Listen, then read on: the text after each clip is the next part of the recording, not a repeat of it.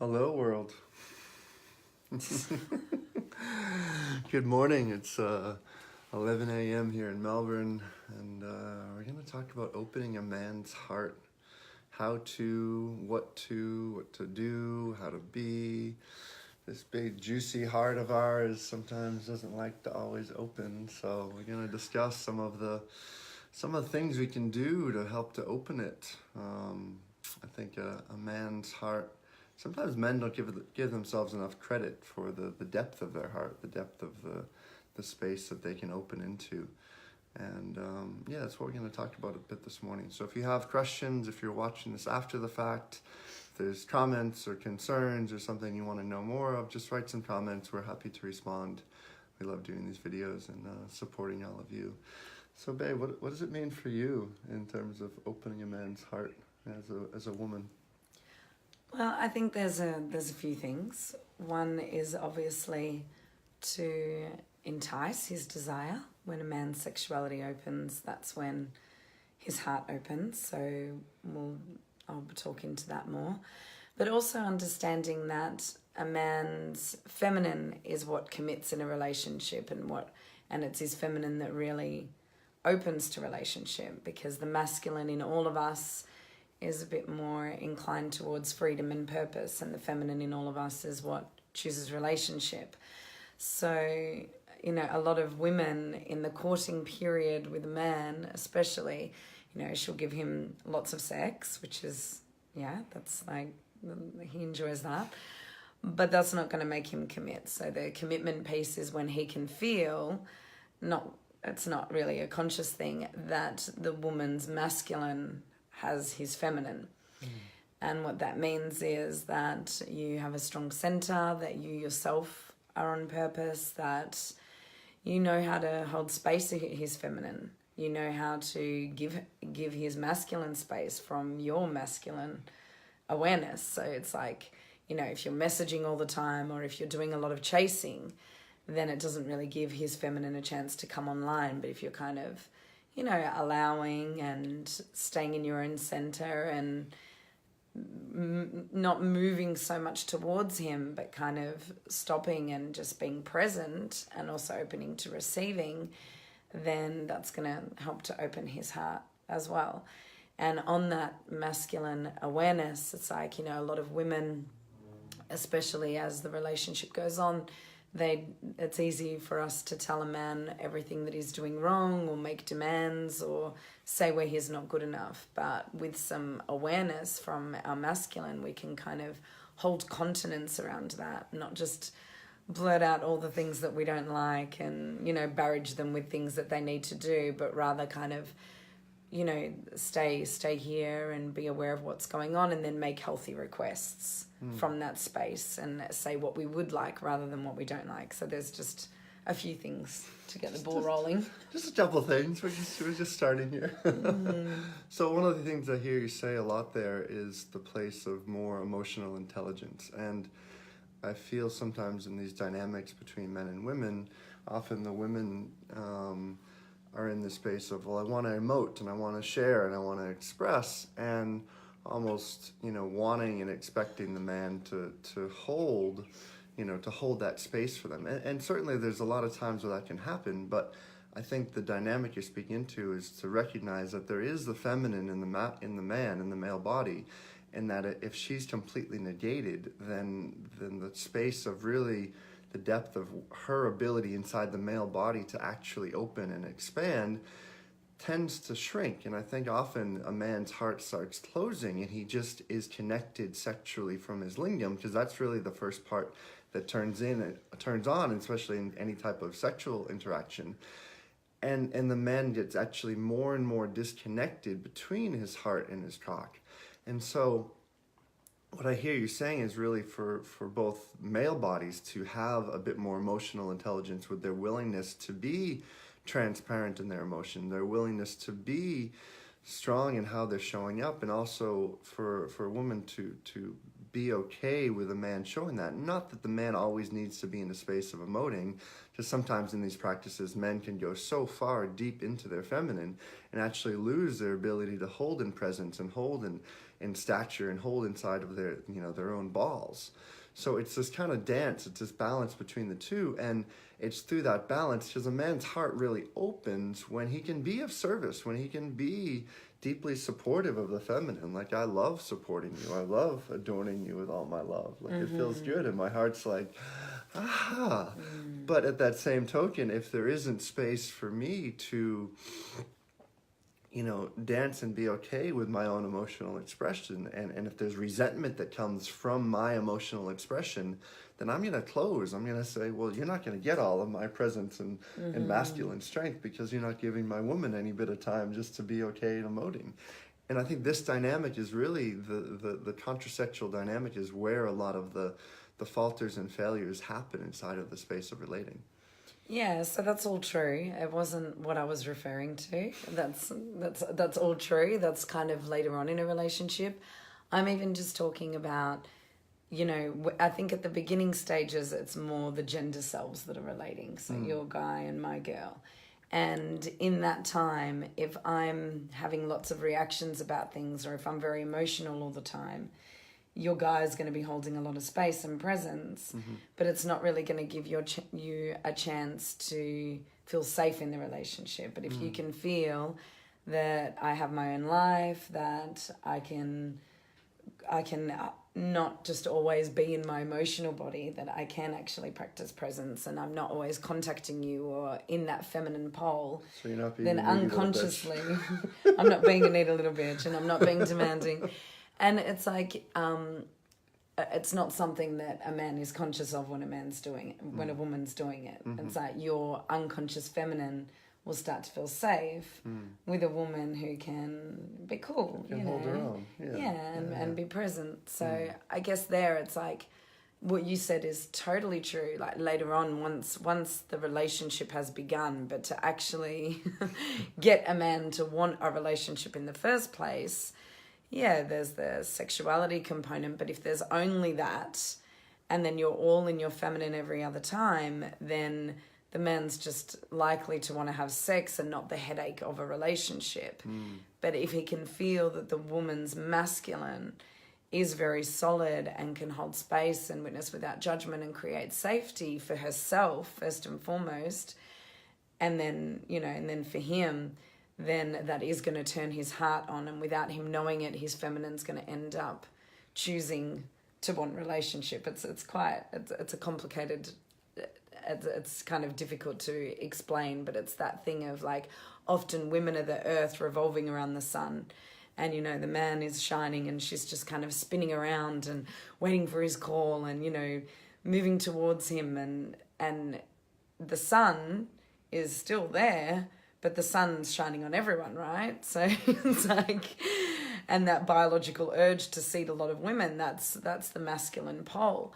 But if you can stop moving and be more like the sun, it gives him a chance to be like the earth and move towards you and start to feel his feminine, and then he's going to want relationship because the sun makes the earth grow and feel safe.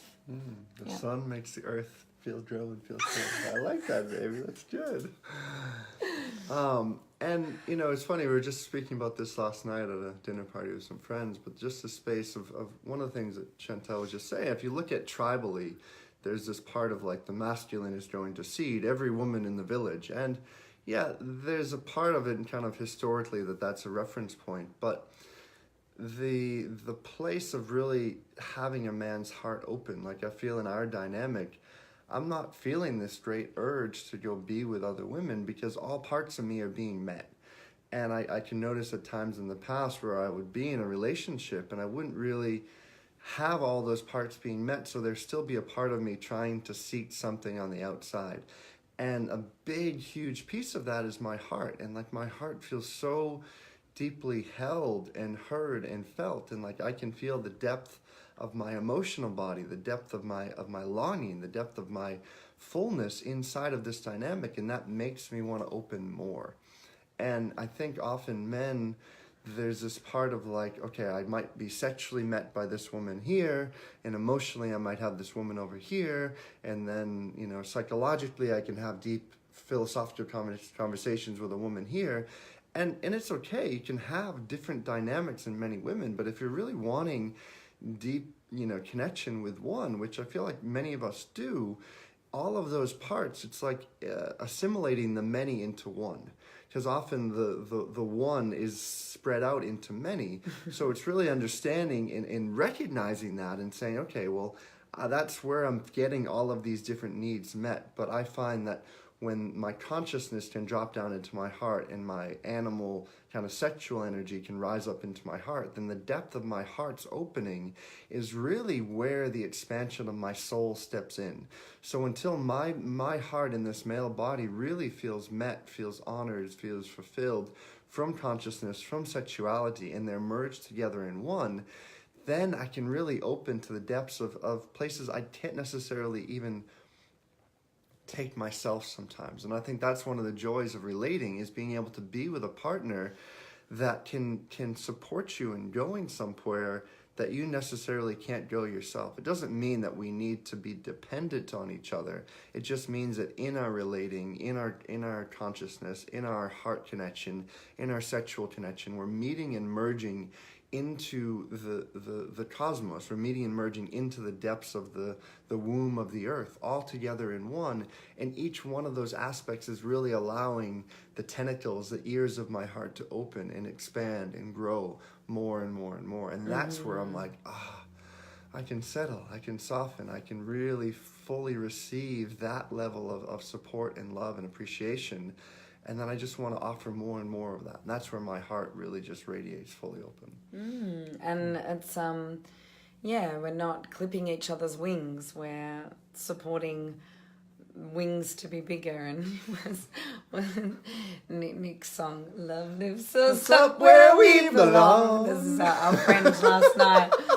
He was like, I just feel like this song is so relevant. And it's like, love can lift us up, but both people, there needs to be a recognition that a man's feminine needs a woman's masculine, needs that presence, needs that rational direction, purpose, connection to truth. And the other thing is that a man's heart opens with sensuality. So it's like a woman's arousal works from you open a woman's heart and then her sexuality opens. And we talked about that last week. You can check out that live. And a man's heart really opens when his sexuality is ignited. And, that's why a lot of women will kind of have sex so that they're getting love. And without that masculine presence, sometimes that means that there can be abandonment afterwards, or rather than being relationship material, we're just lover material. So keep that in mind. But in terms of enticing desire, it's like there is so much understanding around the fact that women need communication, we need safety, we need a lot of heart connection in order to open. Society accepts that.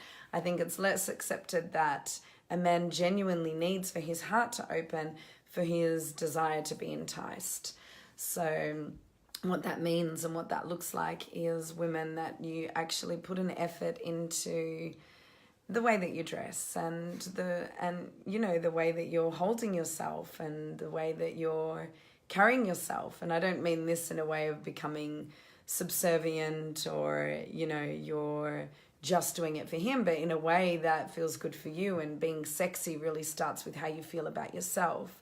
So things like self-pleasuring, taking baths, being in your feminine essence, really wearing material that feels good and taking in the world around you. There's nothing sexier than a woman who's relaxed in her body and who knows how to take care of herself.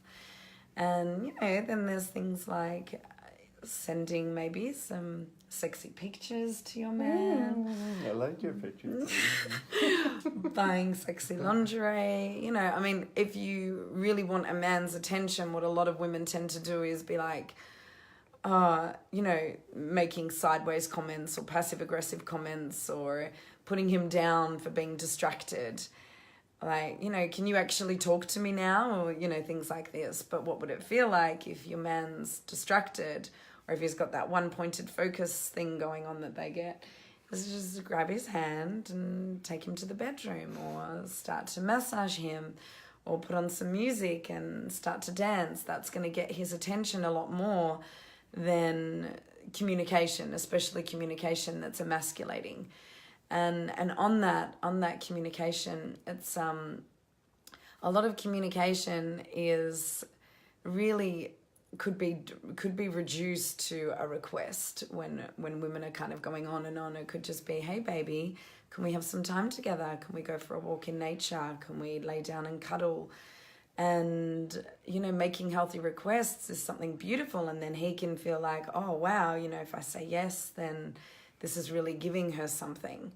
So it's this awareness that whilst we would love it if a man said to us, what's wrong? How are you feeling? What do you need? Let's talk. A man's just like, you know, I don't know what I'm feeling and I don't need anything. And it's like, you know, warning bells kind of go off. Or here we go. And sometimes communication, is definitely needed. And we can create that with each other.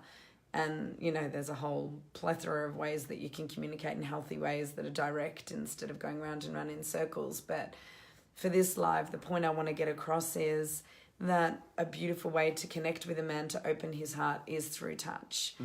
And, you know, tantric massage is another beautiful way to open a man's heart, just so that he doesn't have anything to do. He doesn't have to penetrate. He doesn't have to be the one who's moving, and he can just lay back and really receive our touch all over his body, you know, his lingam included, but, you know, bringing that energy all around him so that his heart can open, encouraging him to breathe and make sound so that he can just relax the mind and really start to feel, and your touch will create safety for him and open his heart. Yeah, and it's through that touch where, as a man especially, it's like all that energy, and so many men have so much sexual energy, and there's so much energy in the base and wanting to penetrate. So we're taking that energy and sublimating it and moving it, and through the touch, especially from a woman, it's helping to support, as all that energy is bringing up to the heart to actually have the heart open. And really the depths of deep tantric touch, the depths of really allowing that energy to rise, I often get extremely vulnerable, and I can feel parts of my heart that just want to tear up and cry, because it's like I'm taking all that energy that's usually just like, I'm gonna go fuck, and like, oh, wow, I can actually feel that energy in a different place in my body. And when I can feel that in my heart, I soften, I relax, I open. And then through that energy, the space of sexual encounter, the space of running that sexual energy down back through my genitals and back through every cell of my body, is that much more amplified. And I think men have to really understand that. There's this part of a man that's like, okay, it's sex, I'm gonna get hard, I'm gonna fuck, and then 5-10 minutes later it's over with. If we really want like long, beautiful tantric lovemaking and waking up every part of your orgasmic bliss, then it's taking that energy and bringing it up into the heart and having touch and sensual feeling and love from a woman in that way, that isn't trying, like women taking out the agenda of, I need to make him ejaculate so she feels good about herself, like taking that away. Or even making him hard. It's like, if he's soft, that's okay as well. Absolutely. And it's through that energy of just full allowance that a man can actually feel like his inner woman, his part of inside, can actually feel safe to fully be alive and present. And when she's fully alive and present inside a male body, then the integrated part of his fullness comes into sexual encounters with more presence, more virility, more ability to hold a larger spaciousness in the areas of lovemaking. And I don't know about all of you, but that's something that I love and honor and appreciate. So yeah. And you know, tantric lovemaking and tantric massage are ways that we initiate a man into tantra and into heart opening. So it's this space of, it's like this balance. It's understanding that for a man to really want to commit to you and choose you and have an open heart, then his feminine needs to be ignited. If he's just in his masculine, he's going to be very focused on work. He's going to want to seed lots of women. And he's going to he's going to be a lot in the mind. It's like, you know, what I used to say to men was, can you just get out of the mind for a minute and fucking actually breathe and feel? But that wouldn't work. So now when I can feel him really in his mind, it's like going up to him and giving him a shoulder massage, giving him some light kisses, maybe whispering something in his ear about what I want to do to him. And then straight away... What do you want to do to me? Straight away, everything relaxes. So this is a big topic, and we could talk about it for days, which we're going to be at the end of this month at the Art of Loving Men. So yeah, we wanna offer to you something which really, for the women, to help you to understand how a man's heart arousal actually works, and how to keep him interested, keep his heart ignited with you, so that his masculine's not exhausted and not distracted and not wanting to go elsewhere, but really genuinely wanting to stay fully present with you because his heart is so open. And I believe with that Art of Loving Man, we're doing a free ticket giveaway for those in Perth. Oh yeah, there's a competition happening. I don't think it's been posted yet, but Georgia will post details. It's going to happen. It'll be in the comments below. And then, so that's the end of the month, end of April in Perth. And then in May in Bali, we're running a Living Tantra 8-day retreat. It's already, I think we only have about 5-10 spots open for that. So we were just teaching here at Melbourne Tantra Festival. A lot of people super excited about it. And so that's starting the 11th of May. We'll put the details about that as well. And that's a deep dive into all your chakras and really opening and aligning and activating all areas of your body. So if you're wanting to dive into this work more, then come find us. During that retreat, there'll be temple rituals every night where we get to really explore these feminine masculine dynamics and arousal points, and how to really open a man's heart, how to open a woman's sexuality, and just how to connect as whole beings with each other. So thank you for watching, and we'll see you guys at our next live. I love you. Bye, everyone. Bye-bye.